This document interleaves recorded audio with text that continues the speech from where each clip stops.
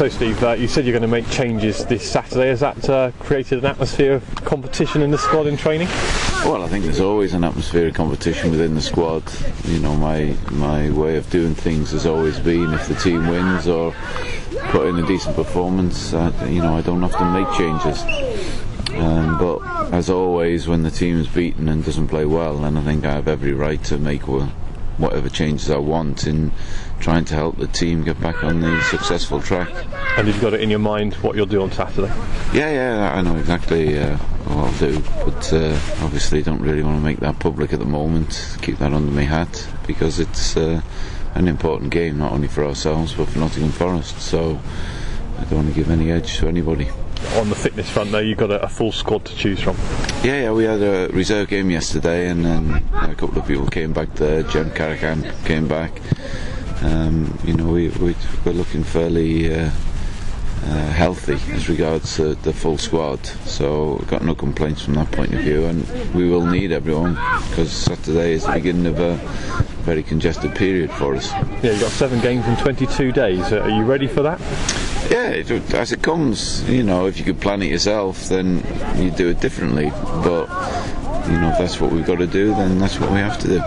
It's an incredible situation you're in. You could spin it either way. Looking at the league table, you're still red hot favourites to go up, I'd say, or you could say you haven't won a game for a while and you're struggling to score goals. What's the true standing at the moment? Where are Reading at the moment? I really don't know. I'm as intrigued, as I often say, as anybody as to what will happen in the final third of the season. If we'd have won our last game, then everyone would be bullish and we'd be anticipating good things for the rest of the season. The fact that we were beaten, we haven't scored in recent games, puts a pressure on us that self-imposed as well as from outside, and we have to respond to that. I don't know whether we can. And in those 14 games you've got left, I think 10 of them are against opponents who are in the bottom half of the table. You're going to tell me there's no such thing as an easy run in. You'd probably be right, but it could be more difficult, if you put it that way? Well, again, I don't think it matters who the opposition are at the moment. We need to get back on track. We need to recatch our thread the way we play. We need to get a good result to give us a boost. And that becomes a critical factor game by game. Looking at all the fixtures running in for everyone in the division. There's a lot of teams got to play each other yet. A lot of significant teams. Not everyone's going to get 3 points every week. If anyone does, then good luck to them. They fully deserve what they're going to get. But it's still a hell of a test, and there are many challenges on the way, and sometimes at the end of the season the teams at the bottom end of the table fight harder than the middle teams. One more thing, we spoke after the game on Saturday and you mentioned the importance of the crowd and the role they have to play, that the fans are important to them between now and the end of the season. Another home game, and I suppose you'll be very keen to hear the fans on side, won't you? Yeah, very much. And I think we've had a situation over recent years where we have done well at home and we've had good records by and large, and the crowd have been great, and I think we really do need the crowd now with the games becoming less and less. We need the impact that the crowd can make, and not when we're winning a game, but as on Saturday when we were down. That's when we need a reaction, that's when we need a boost, that's when the players really respond. So it's asking a lot, but I would hope they would really get behind us for the closing games. You said obviously you'll be making some changes going into the game against Nottingham Forest, Steve. Obviously you can't reveal those changes, but another big match, isn't it, Saturday? Yeah, for both teams. Forest have got a lot to play for, a new manager. For ourselves, we're on the fringe of things. We've got to get back on track, I think. Each game now takes on added significance. Every result is magnified. It's very, very important, I think, for our self-esteem, just as much as anything else, for us to try and get a good result.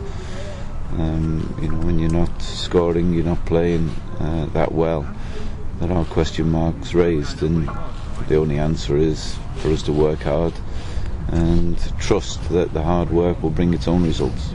It's a blip, but obviously do you feel, or does the team feel more pressure playing at this stage? I don't think so. I certainly would much prefer to be playing at home, all our fixtures, rather than away. So I think you just tend to look for reasons why, and there are a number of reasons from within the camp. There are a lot of things that could be said about the surface, but we don't need excuses. It's the same for both teams. We just got to get on with things and just apply ourselves properly and not be discouraged, because there are going to be ups and downs between now and the end of the season, and inevitably in football, full stop, it's how you react to a setback that determines where you go. We had a setback last week. Now we've got to see how we respond. Final question. Obviously Forest are a big club at the wrong end of the table, and Billy Davies is a big character. What sort of match are you expecting, Steve, on Saturday? Well, it's because the prize is so big for both teams. I'm expecting both teams to be really committed. They've been sort of toying with different formations. It will be interesting to see which shape they take against us. I think what has been shown, the teams who actually have a go against us have got the best chance of picking up points. I would hope that they would come and try and get 3 points, and that'll make it a really open game for everybody. Is Jay Tab a possibility to start and make his first start on Saturday? Well, they're all possibilities, but again, I'm not going to say. No. I've got a fit squad. Jay never played in the reserves yesterday because he had a bit of a virus, but as you saw today, he's training, he's fine, he's no problem. So, looking forward to him being part of our setup. But the exact 11 I'll keep to myself. Is Marcus ready if he wants to come back? He played again yesterday. 2 terrific games. He's had in the reserves.